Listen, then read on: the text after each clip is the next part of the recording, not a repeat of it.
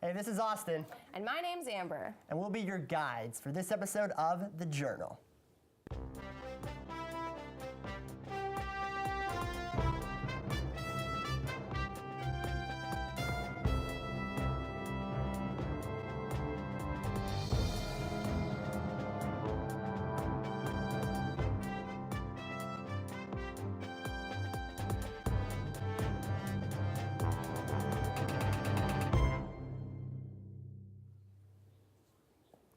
On today's episode of The Journal, we're going to be taking a look at new kinds of technology that influence North American society and dominate our market.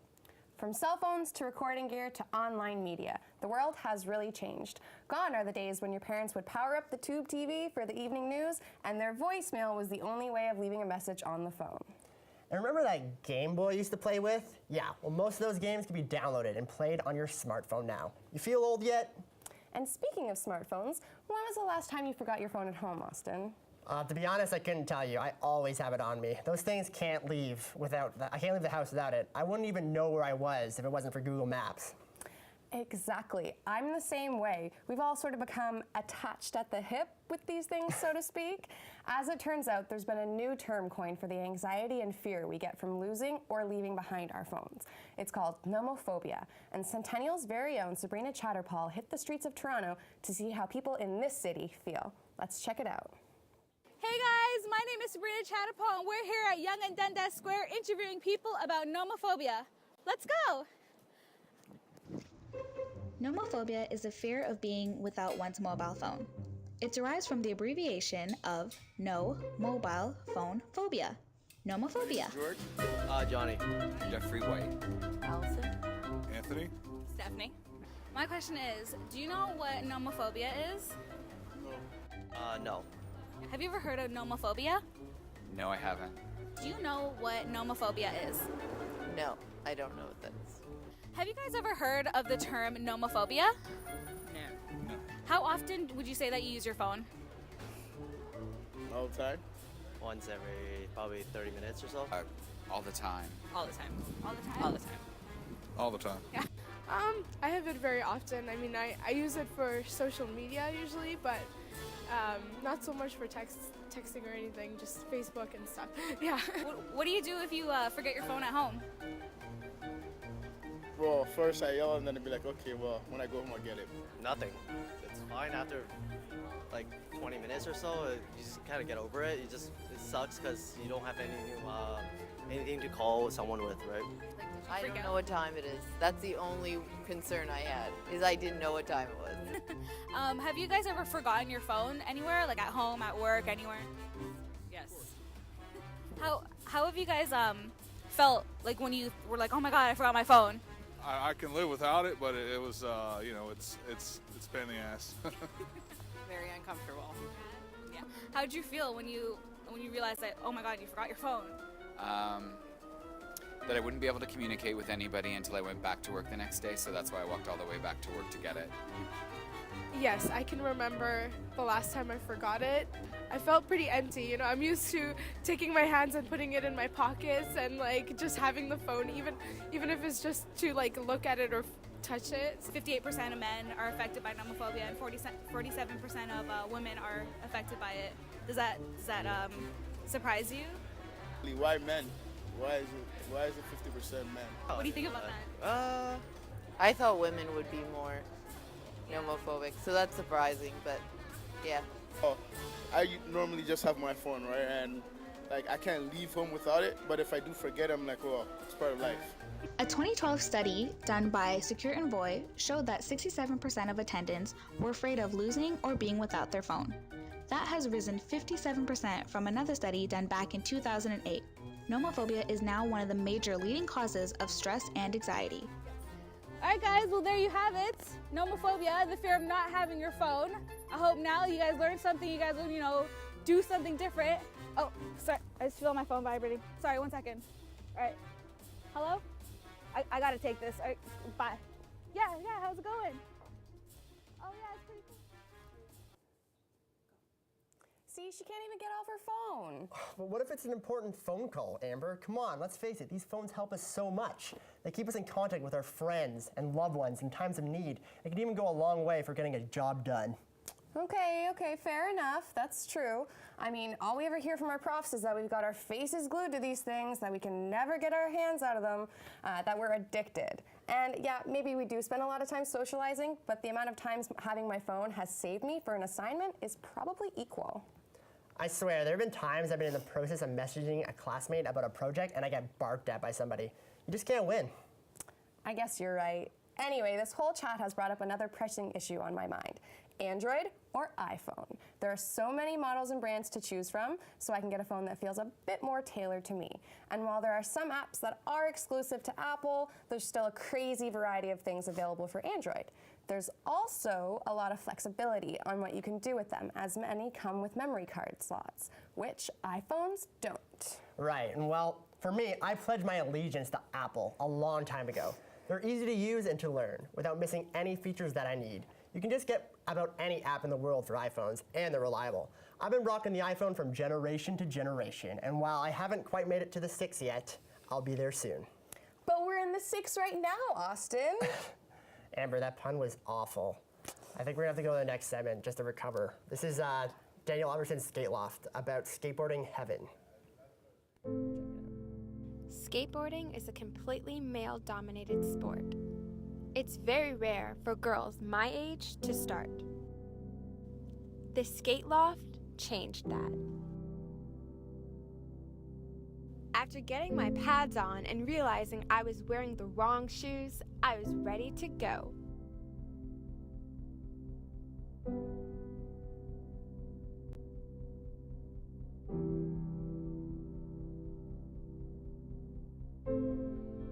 Evie taught me how to hold the board properly. He taught me how to fall safely.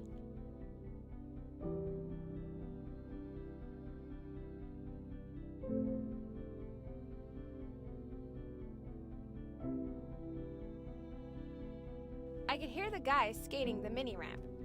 They inspired me even more.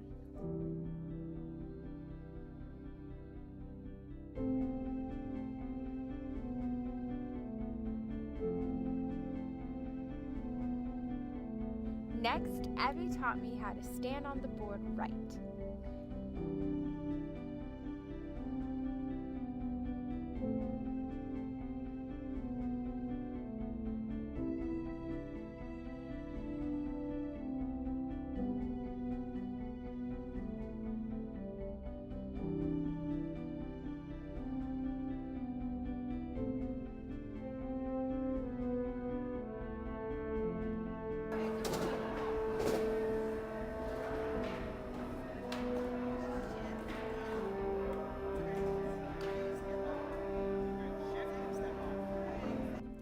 Evie tightened my chucks so I wouldn't get the wobbles.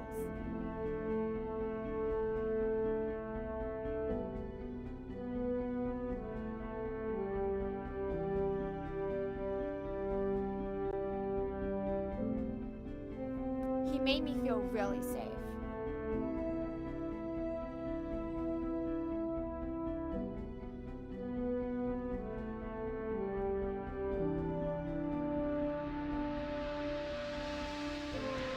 Soon, I was skating.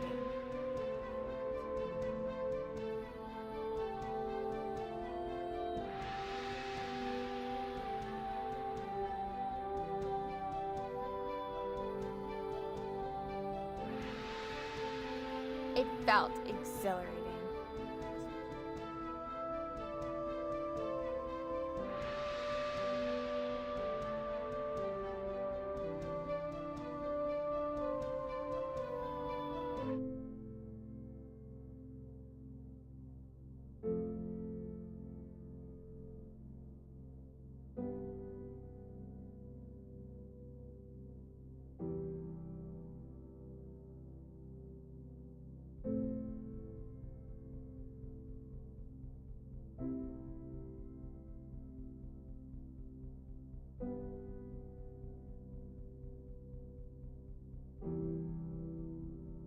As soon as he taught me how to jump on the board, I was cruising.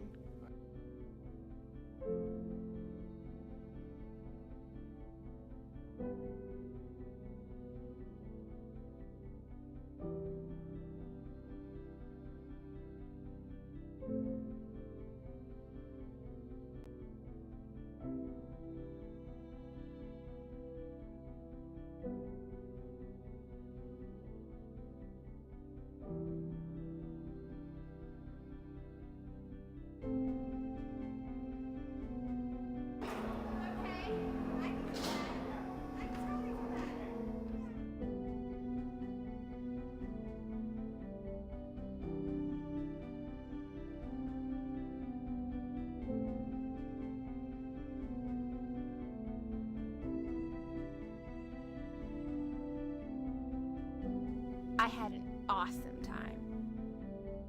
Thank you, Skate Loft.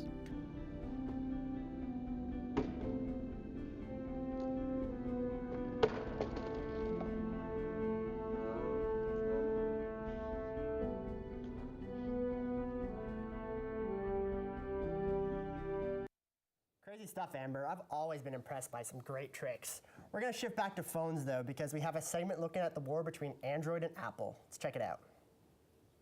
My name is Jermaine. I'm an Apple user, and my phone of choice is the iPhone 6.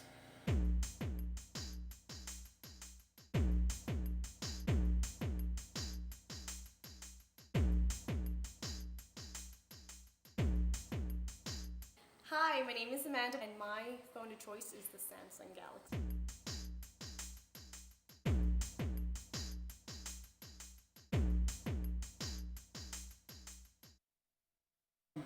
Well, I think, a lot of people can say a lot of reasons, but I think one of the main reasons that even I got my phone was because of the simplicity and the ease of functioning the phone. It's pretty easy for anyone to understand. Even At the very beginning, I had an iPhone. Decided to switch to the Galaxy. I really liked it originally because of the big screen. Whereas versus my iPhone, it was quite smaller. This is obviously before the 6 came out. So that was the main thing why I got it, and because of my line of work, it was a lot easier using the whole, getting emails and receiving emails and sending emails to my clients and stuff. So that's why I really, really liked it. I think now we use our phones for so much, and using them for things that are really private and sensitive, such as pictures, and even with more important things such as banking, personal accounts, information, things like that. I think security is always an issue with all forms of technology, especially with phones and computers. So I think Apple really needs to maybe step up, maybe research in other ways to improve its security. I think we've all heard of the hackings of iClouds and leaked pictures of celebrities and things like that. Some of us may not mind, but to them, I'm pretty sure it's a big problem, especially when those pictures are not meant for the whole world to see. But yeah, I think security and improvements on the iCloud system. In the beginning, I really liked the speed of it. It was really, really fast. But over time, I would say about a month or two, it completely started slowing down. Everything was really lagged. If I go to expose a picture or capture a photo, it's literally delayed 5 seconds. It's slow. It turns off randomly. My next phone of choice will definitely be an iPhone. Looks like we've got a couple more iPhone lovers, Austin. I guess my Androids might be losing the battle. That sounds like something straight out of a sci-fi film. I like it.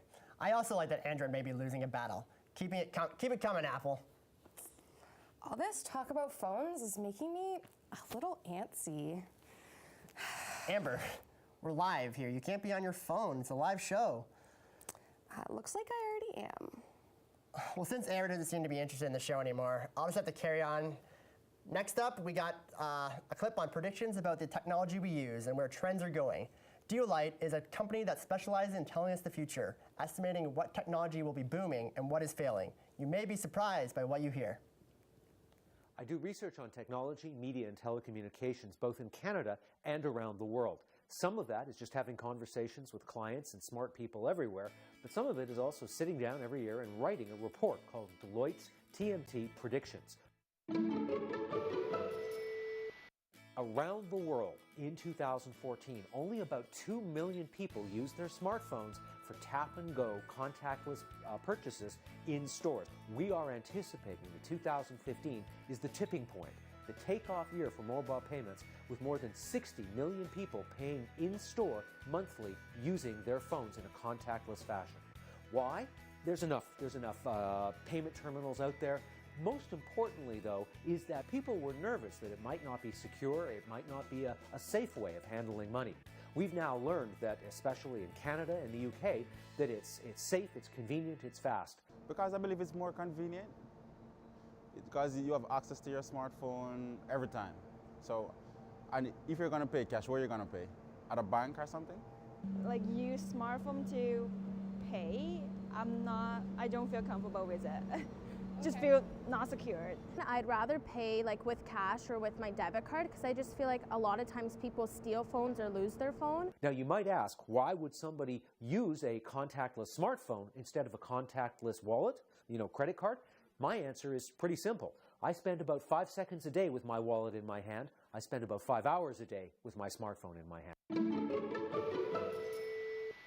The assumption is that millennials, 18 to 34-year-olds, are, to use a phrase, a generation of thieves, that they will not pay for legal media content. You've either got to give it away for free or they'll steal it. We found out that's not the case. In North America alone, there are 83 million millennials, 74 million in the States, 9 million in Canada, spending an average of $750 per millennial per year on legal media content. That's a $62 billion market from a generation that apparently won't spend. I paid music on iTunes, but for the movies and TVs, I sometimes download like illegally, but I keep it secret. Sometimes we all do pirate at times, music, movies, so. Yeah, $50 or $100 per year I'd usually spend on like media or anything like that online, so. But another interesting one is books. Millennials read over 5 books per year, and overwhelmingly a generation that does everything on screens, that doesn't have CDs, doesn't have DVDs, is still preferring the print book. 75% of college students say they prefer print. They like the smell, they like the feel, they like the covers. Definitely prefer the like the physical, like the paper books compared to ebooks. I don't really like reading on a computer. The paper format, I do believe you retain more information. I am still like old-fashioned. I like paper books. I'll make a prediction special for you on camera. In 2065, it may be illegal for you to operate your own motor vehicle on a highway in Ontario. Human beings aren't very good drivers. We sleep, we text, we drink, we argue, we don't pay attention. But most importantly, we don't have the reflexes that computers and robots do, and we can't see around corners, and we can't detect black ice on the road ahead. Autonomous cars and smart highways will help us solve all of those problems.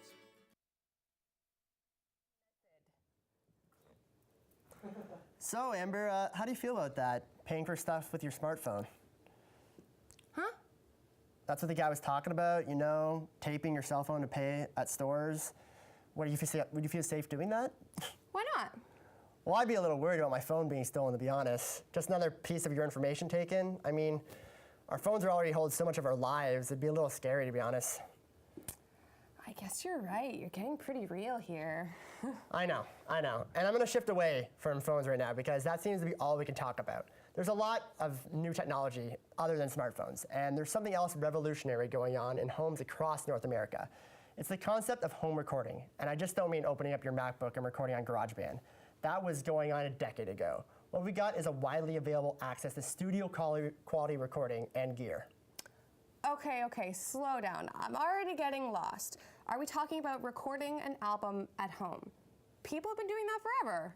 Yeah, I know, but now people are actually able to distribute an album off of what they have and the gear available today. And the convenience of iTunes, you can record and distribute an album entirely from home. I don't believe it. I mean, nobody could really get successful that way. Don't believe me? Well, I went to interview a friend of mine, and you should help convince you that this is totally possible. My buddy is Dustin Dopsa, the frontman of an indie-based band out of Toronto called Final Thought. Over time, he's been able to gather enough gear to record a full album from his place, and the results are awesome. Let's hear from the man himself what it's like to record from home.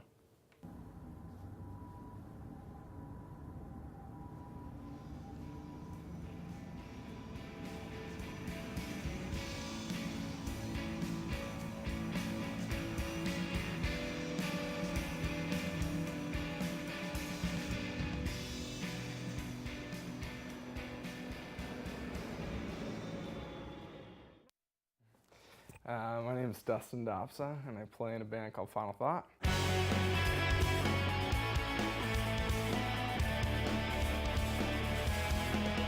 Had songs on shows like Degrassi and in a couple different like indie Canadian films, and then we've also just done some touring. I don't know, when I was like in grade school, basically as soon as I started playing guitar, I kind of wanted to start recording myself. I'd never really thought about it too much. It was just kind of like, okay, I want to play in a band, I need to kind of start recording sort of thing. So I remember buying my first like audio software or whatever at like Future Shop for like $50. It was super basic and like really terrible. You know, over the years I got just different programs and got better at it. No, I just, you know, I've just continued doing it. Well, I guess the first thing obviously is the price point. Going to a studio is not necessarily the cheapest option. It just kind of became more evident that it was like, okay, there's not that much of a difference between like what I'm creating and, you know, what I'm going to pay somebody else to kind of go do. Not to like knock any of the people that we've worked with in the past because they're all, you know, incredible. But sometimes because it's expensive and whatever, you're kind of rushing through, so you're trying to like, okay, we gotta get this part, this part, this part. So I think that's one of the reasons that I wanted to kind of start doing things myself. Well, if you don't know what you're doing, you could fuck it up really easily. Yeah. Another con is kind of, if you don't know what you're doing, it's not necessarily going to sound as polished as the studio and putting it kind of in somebody else's hands. It's basically like you need to prepare to be confident, and it just comes kind of with time, you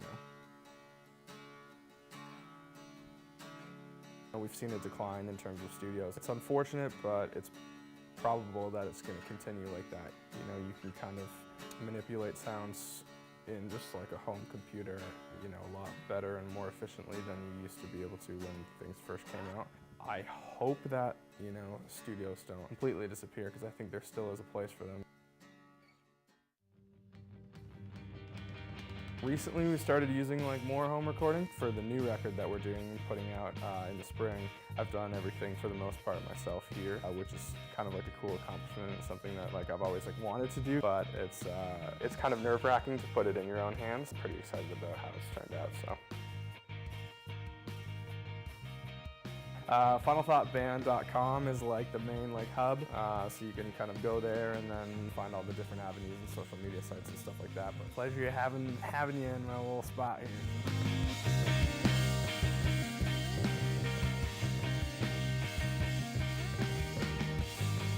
Wow, okay, I'm not gonna lie, from what it seems like, this is totally doable.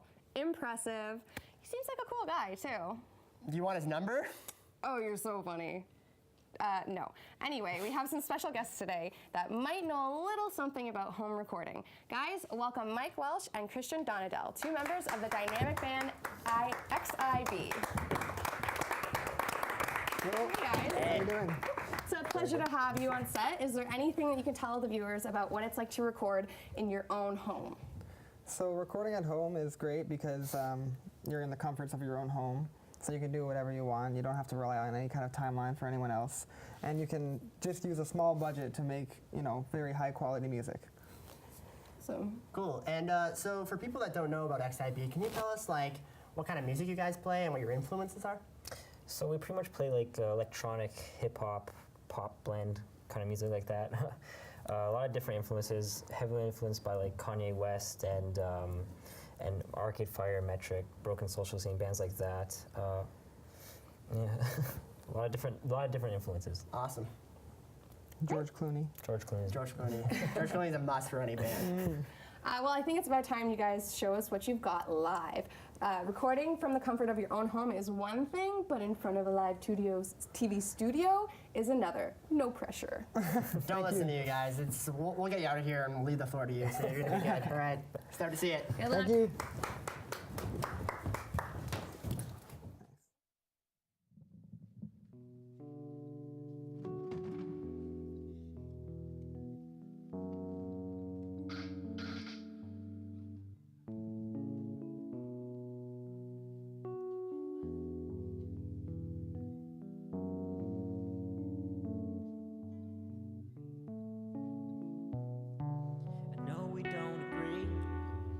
Don't see eye to eye.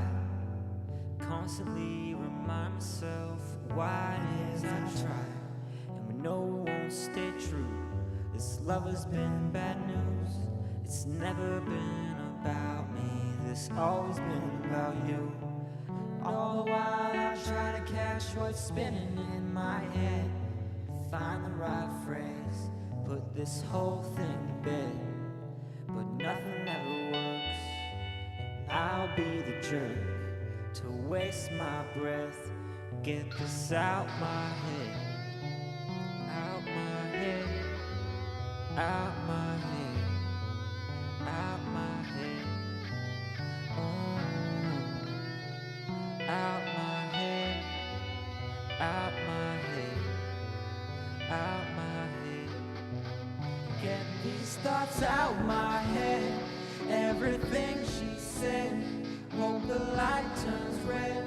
Hope that I can get these thoughts out my head. Everything she said. Hope the light turns red. Hope the light turns red. Light turns red. When did a name change to something short? Do you know her better now than you did before? Fuck, it's easy to say, a little harder to do. Can you give me a ride since I get off with you? Wheels keep spinning, making our way slowly up Jane. And it's 2 a.m. in another world, we'd be more than friends. When you're near my house and I can hear the words that keep in your mouth, and I'm thankful for the fact that you don't let them all out.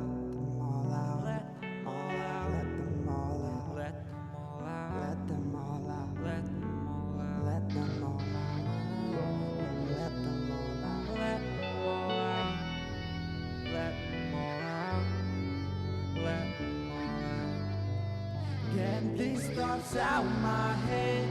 Everything she said. Hope the light turns red. Hope that I can get these thoughts out my head. Everything she said. Hope the light turns red. Hope the light turns red. Get these thoughts out my head. Everything she said. Hope the light turns red. Hope that I can get these thoughts out my head. Everything she said. Hope the light turns red. Hope the light turns red. Light turns red.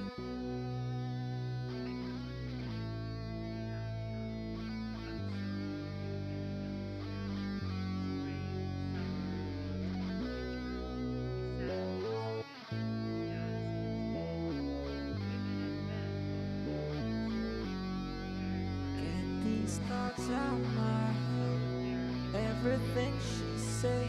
Hope the light turns red. Hope that I can get these thoughts out my head. Everything she said. Hope the light turns red. Hope the light turns red. Light turns red.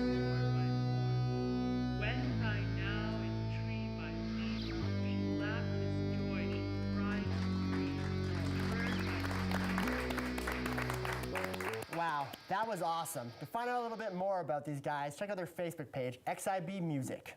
And that just about wraps up this show, Austin. It's been a crazy year of ups and downs, but we made it.